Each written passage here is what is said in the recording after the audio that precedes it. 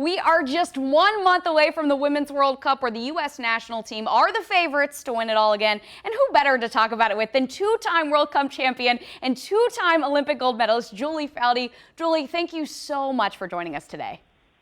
Oh, pleasure to be here. Thank you. So let's get right into it. The U.S. national team are the favorites, as I just said, to win it in France. But in January, they played France and lost 3-1. Do you think the French are the biggest threat to them, or is it someone else? That's a great question. I think the French, because they're hosting the tournament, are for sure the biggest threat. And it can go two ways, right? As host, you can soak up the energy of playing at home, or France could crumble under that pressure. But this, we know the French team is really good. As you said, we saw them dismantle literally the U.S. team in January. That could have been a bigger scoreline than the 3-1 loss it was for the United States. Yeah, and as you said, you can never underestimate that home country, that atmosphere that we know that they will have there. But look, we got Alex Morgan. We know that she scored her 100th career goal for the national team this year. And then Carly Lloyd also has more than 100 goals. So do you think the offense is the backbone of this team and what's going to get them there this year? Yeah, absolutely, because actually it was the defense in 2015, which I would argue won them the World Cup title at the last World Cup. But this World Cup, it's for sure going to be their offense, and especially that front line. Alex Morgan, as you mentioned, is playing so well, but you also have Megan Rapinoe, Tobin Heath, and in that front three with the United States, when they're healthy and confident and in form as they are right now, I mean, that's the best front three in the world. So they're going to have to score a lot of goals because they've been giving up some goals. But this is a really good offensive team for the United States, for sure. And Julie, of course, you've won 2 World Cups. Now, for those of us who will never play in a World Cup, can you explain the pressure and the atmosphere, and especially going in, you know, the U.S. team being the favorite? What is this like? What kind of pressure are they under?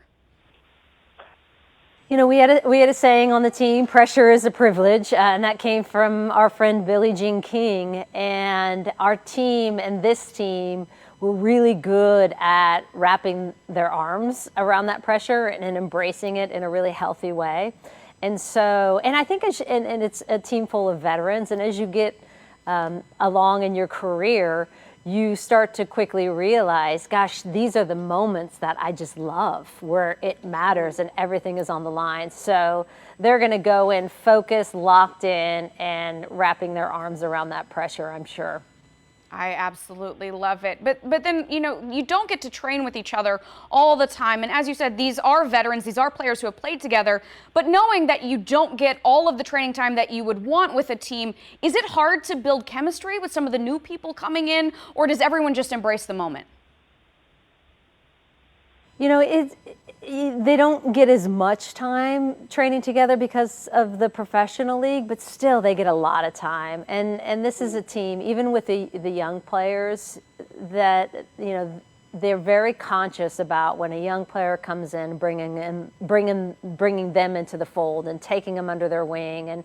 And we had a policy on the national team forever that you always sat with the younger player or you room with the younger player. And so it's a very conscious effort to make that team chemistry as cohesive as possible and as quick as possible. That's very cool. I had no idea about that, but you definitely see that camaraderie and that chemistry that they have been able to build.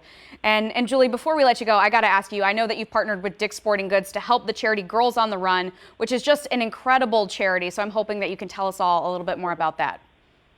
Yeah, there's May, I don't know if you knew this, is National Runners Month here at Dick's Sporting Goods. And so beyond Dick's Sporting Goods sponsoring over 20 races nationally across the country, they've also launched a really cool new program, which is a virtual race. It's their first ever virtual race. And what I love about this, one, $5 of your registration fee, to your point, goes to the wonderful nonprofit Girls on the Run.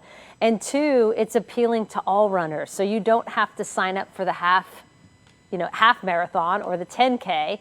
You can do it under your time, at your pace, whenever it fits your schedule. So they're really encouraging all runners to get off the couch, lace up those sneakers, and get out there. And you can go to dix.com/runyourrun for all information on that. And people are really loving this concept because it's much easier, of course, than getting to a big race on race day. Julie, I like the idea of that because I'm a very slow runner, so I will be checking. Right? You can sometimes walk, you can take a little jog. Even better. This is perfect for me, and I'm so glad that you told us about it. What an honor it is to talk to you. Thank you so much for taking the time to chat with us. Thank you. Thank you, Kristen.